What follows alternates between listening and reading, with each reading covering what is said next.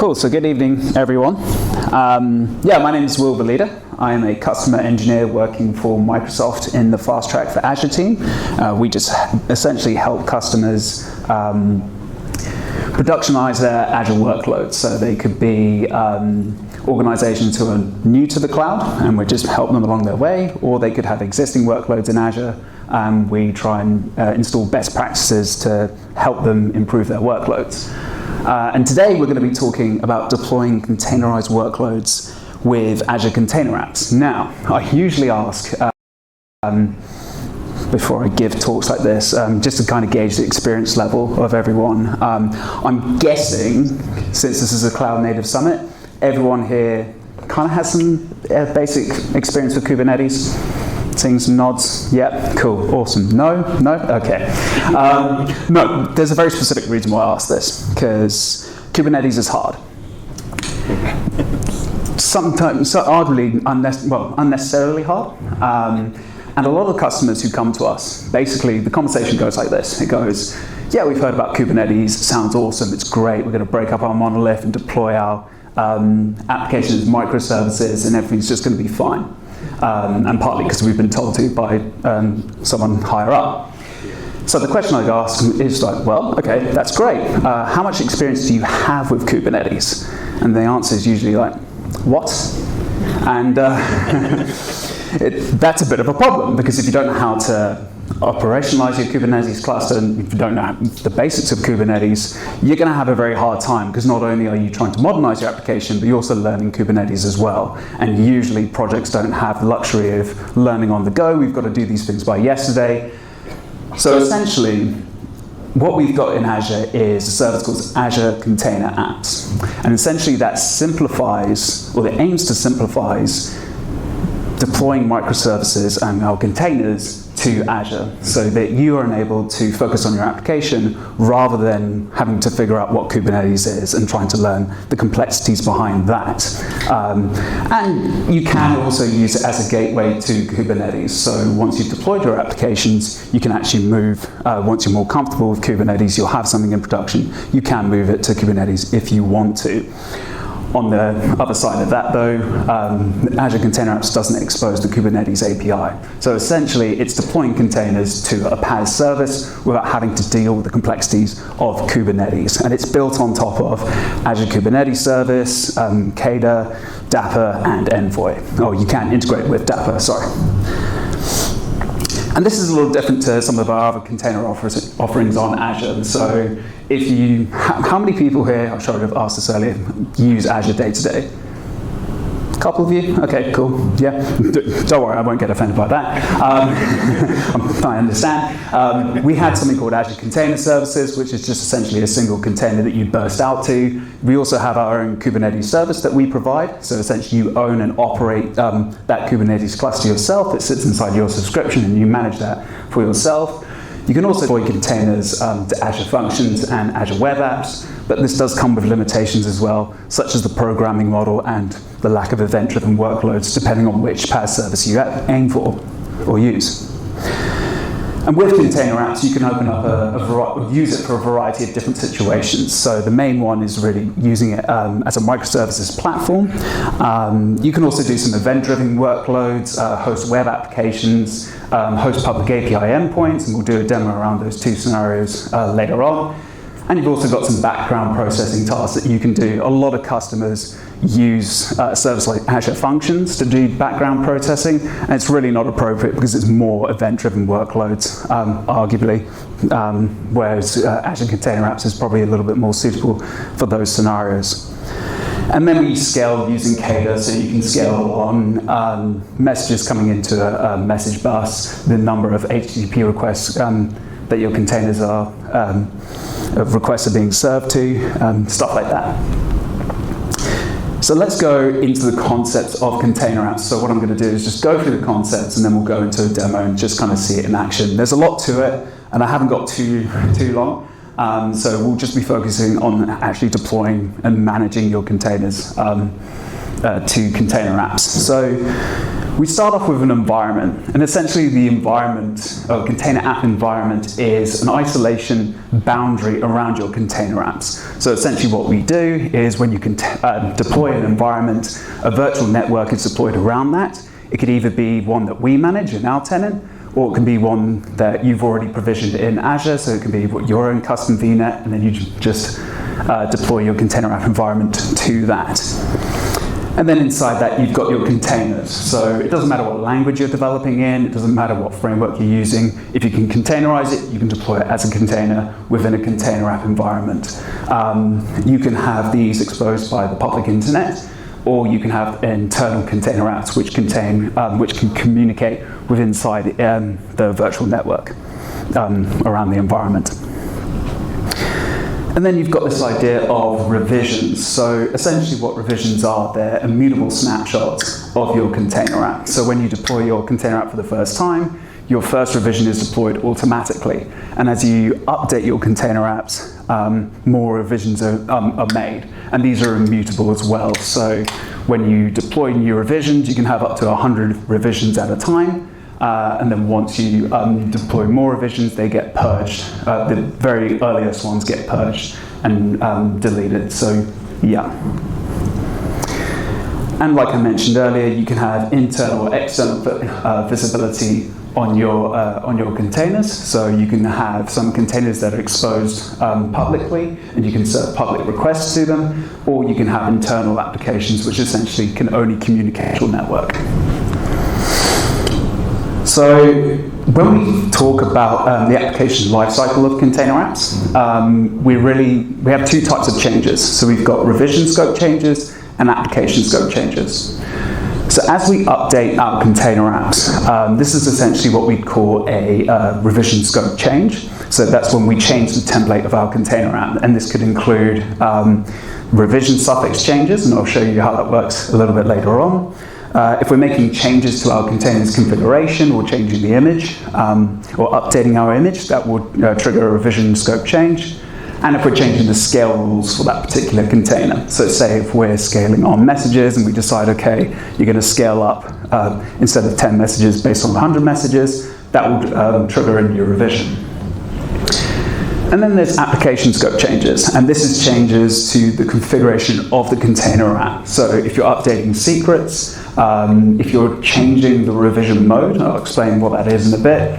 If you're changing the ingress settings, data settings, or the credentials for your private container registries that you're pulling your images from, this is what's called an application scope change. So that won't trigger another revision.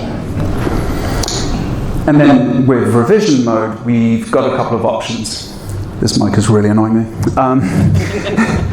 We can choose to have only one revision active at a particular time. So as we update our images, update our revisions, that will replace the previous revision.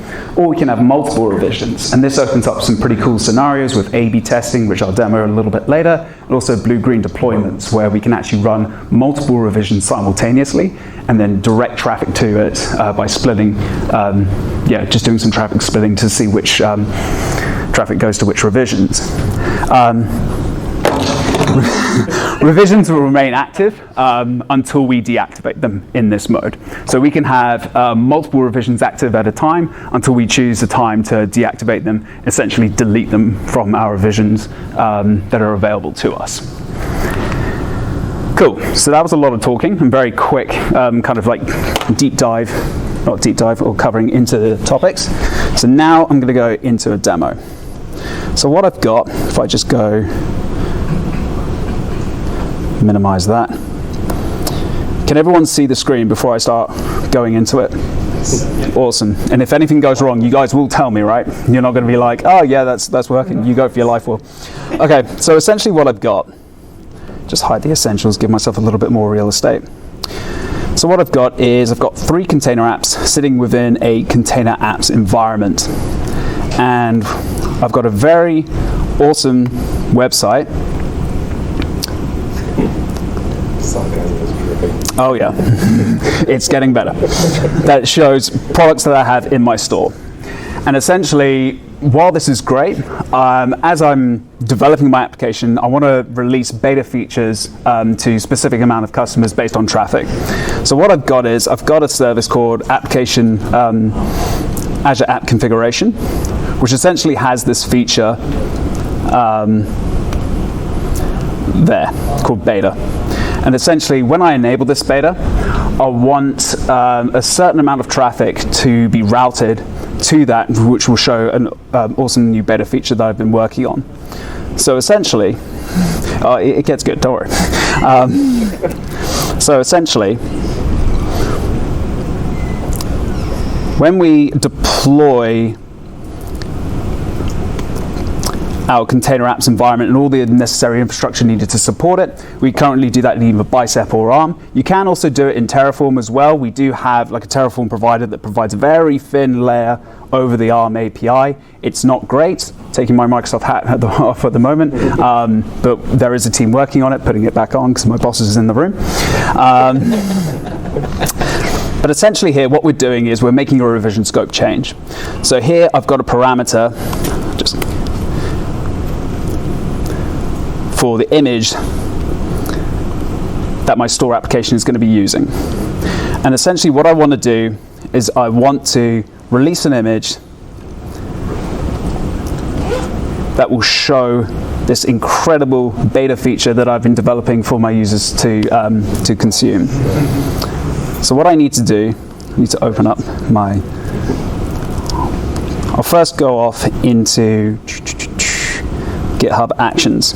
So I've got several GitHub Actions that deploy various components. And for my store application, what I've done is I've deployed a base image that is essentially redirecting 100% of traffic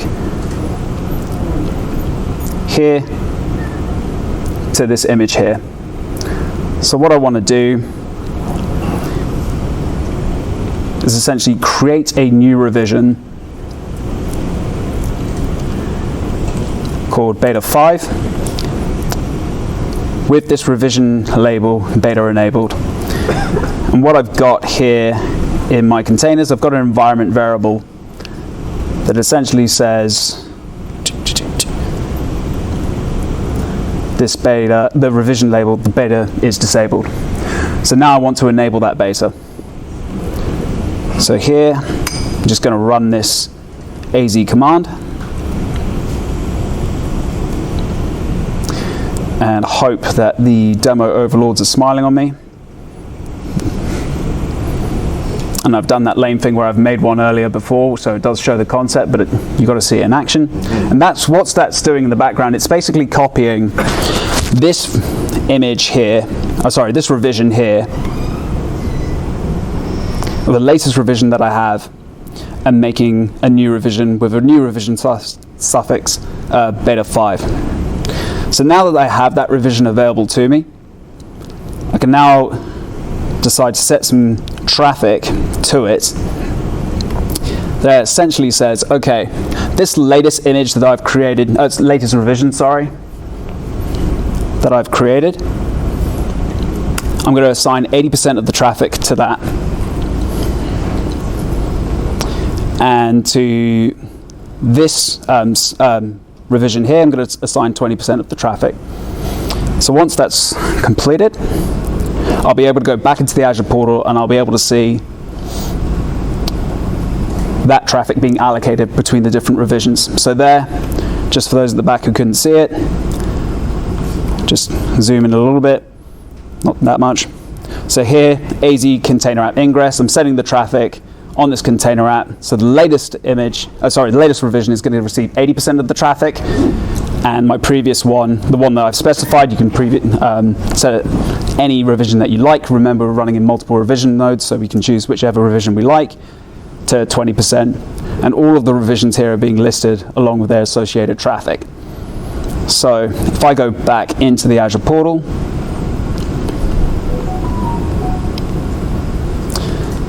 and there you can see it assigned. So if I give, so there, the revision label that I've just created is now receiving 80% of the traffic, and the one without the beta feature is receiving 20%. So if I hit this endpoint again,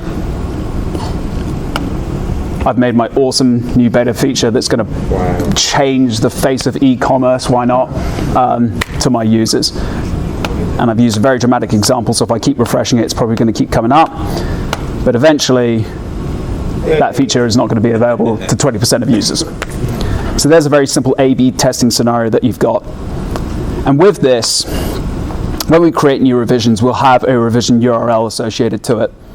So say if you're doing some blue-green deployment scenarios, you're creating a new revision, you can assign 0% of traffic to it, run some automation testing against that endpoint, and if all your automation tests pass, you promote that into your green slot and make that available to your users. Cool. Let's just go back into there. So just to kind of recap the whole kind of deployment to Azure Container Apps, the application lifecycle really revolves around revisions. Remember, you've got two options available to you. You can even have a single revision active at each time if you don't need to implement A/B testing or blue-green deployments, or we can do set it to multiple revisions where we can actually enable those scenarios.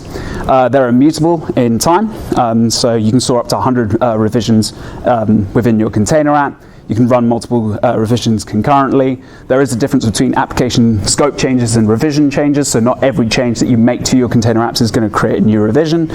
And this, with being able to run multiple revisions concurrently, we can do some really cool scenarios and really cool scenarios with A/B testing and blue-green deployments by being able to split external HTTP traffic between revisions.